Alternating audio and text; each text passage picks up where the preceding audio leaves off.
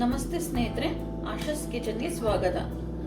ಸ್ನೇಹಿತರೆ, ಇವತ್ತು ನಾನು ನಿಮಗೆ ಗೋಧಿ ಕಡುಬು ಯಾವ ರೀತಿ ಮಾಡೋದು ಅಂತ ತೋರಿಸ್ಕೊಡ್ತೀನಿ. ತುಂಬ ರುಚಿಯಾಗಿರುತ್ತೆ, ಮಕ್ಕಳಿಗೂ ತುಂಬ ಇಷ್ಟ ಆಗುತ್ತೆ, ಲಂಚ್ ಬಾಕ್ಸಿಗೆ ಕಟ್ಟಲಿಕ್ಕೂ ತುಂಬ ಈಸಿಯಾದ ರೆಸಿಪಿ.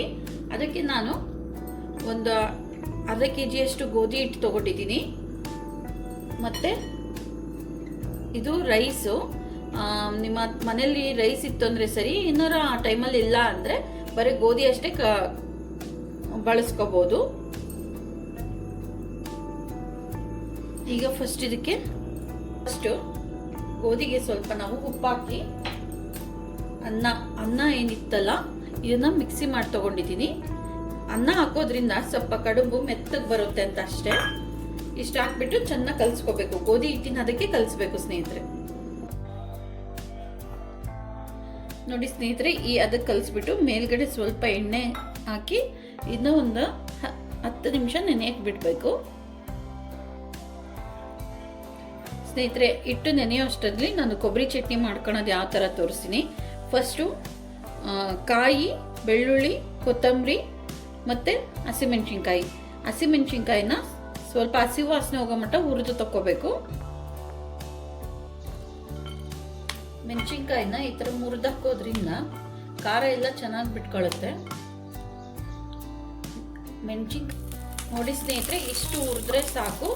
ಈಗ ಚಟ್ನಿ ಯಾವ ರೀತಿ ಮಾಡೋದು ನೋಡ್ಕೊಳ್ಳೋಣ. ಕಾಯಿ, ಬೆಳ್ಳುಳ್ಳಿ, ಕೊತ್ತಂಬರಿ, ಹಸಿಮೆಣಸಿನ್ಕಾಯಿ,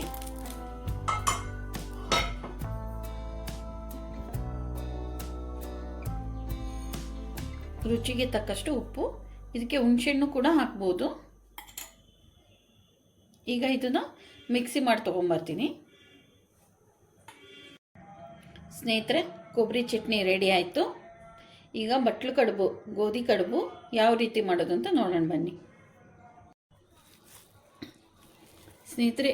ಈ ಥರ ಈಗ ಒಂದ್ಸರಿ ನಾದ್ಕೊಂಡ್ಬಿಟ್ಟು ಇದರಲ್ಲಿ ಸಣ್ಣ ಸಣ್ಣ ಉಳ್ಳೆ ತಗೊಳ್ಳೋಣ. ಇಷ್ಟಿಷ್ಟು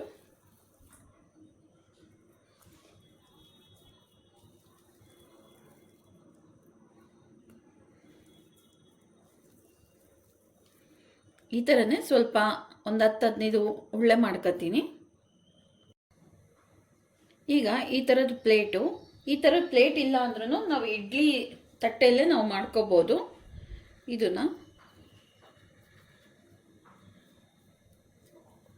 ಈ ಥರ ಮಾಡ್ಕೊಂಡು ಫ್ರೆಂಡ್ಸ್, ಫಸ್ಟಿಗೆ ಈ ತಟ್ಟೆಗೆ ಸ್ವಲ್ಪ ಎಣ್ಣೆ ಹಚ್ಕೊಳ್ಳೋಣ. ತುಪ್ಪ, ಎಣ್ಣೆ ಏನಾದರೂ ಹಚ್ಕೋಬೋದು. ಇದನ್ನು ಈ ಥರ ನಾದ್ಕೊಂಡು ಈ ಥರ ಮಾಡಿಕೊಂಡು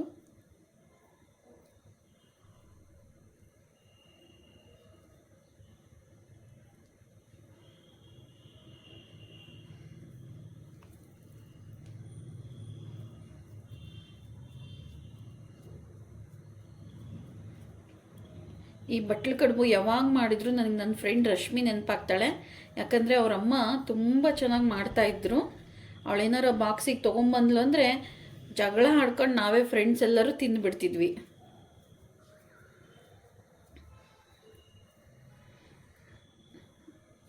ಈ ಥರ ಮಾಡಿ ಎಲ್ಲದನ್ನು ಇಟ್ಕೋಬೇಕು ಸ್ನೇಹಿತರೆ. ಈಗ ಫ್ರೆಂಡ್ಸ್, ಈ ಥರ ಎಲ್ಲದನ್ನು ಬಟ್ಲು ಕಡುಬು ಮಾಡಿ ಇಟ್ಕೊಂಡಿದ್ದೀನಿ. ಈಗ ಇದನ್ನು ಒಂದು ಪಾತ್ರೆಯಲ್ಲಿ ಬೇಯಿಸ್ಬೇಕು. ಇಲ್ಲಿ ನೀರು ಇಟ್ಬಿಟ್ಟು ಈ ಥರ ಪ್ಲೇಟ್ ಇಟ್ಟು ಇದ್ರ ಮೇಲೆ ಪ್ಲೇಟ್ ಮುಚ್ಚಿಟ್ಟು ನಾವು ಅದನ್ನು ಬೇಯಕ್ಕೆ ಬಿಡಬೇಕು ಸ್ನೇಹಿತರೆ. ಒಂದು 10-15 ನಿಮಿಷ ಅದು ಚೆನ್ನಾಗಿ ಬೇಯ್ಕೊಳ್ಳಿ ಸ್ನೇಹಿತರೆ. ಹೇಗಾಗಿದೆ ಅಂತ ಕಡುಬು ನೋಡೋಣ. ನೋಡಿ ಸ್ನೇಹಿತರೆ, ತುಂಬ ಚೆನ್ನಾಗಿದೆ. ಟೇಸ್ಟ್ ಹೇಗಿದೆ ಅಂತ ನೋಡಿ ಹೇಳೋಣ. ನೋಡಿ ಸ್ನೇಹಿತರೆ, ತುಂಬ ಚೆನ್ನಾಗಿ ಬಂದಿದೆ. ನೀವು ಮನೇಲಿ ಒಂದ್ಸರಿ ಟ್ರೈ ಮಾಡಿ ನೋಡಿ, ಮಕ್ಕಳಿಗೂ ತುಂಬ ಇಷ್ಟ ಆಗುತ್ತೆ.